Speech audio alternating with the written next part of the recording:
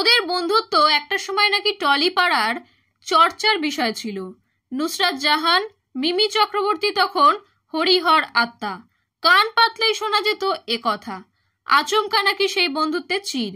কি কারণ জানেন না কেউই। তবে টলিপাড়া দেখেছে দুই সুন্দরীর মধ্যে ব্যবধান বেড়েছে, সম্পর্কে হিম শীতলতা। টাটকা গুঞ্জন 2025-এ এসে সেই দূরত্ব নাকি ফের মুছতে চলেছে। এবারের পুজোয় তারা হাতে হাত রেখে উপস্থিত হবেন। কিভাবে অসাধ্য সাধন হচ্ছে। মিমি নুসরাত নন্দিতা রায় শিবপ্রসাদ মুখোপাধ্যায়ের পুজোর ছবি রক্তবীজ 2-তে অভিনয় করছেন। এ খবর টলিপাড়ার সকলেই জানে। কিছু লোক জানেন ওই ছবির একটি দৃশ্যে একসঙ্গে অভিনয় করেছেন বহু বছর পরে।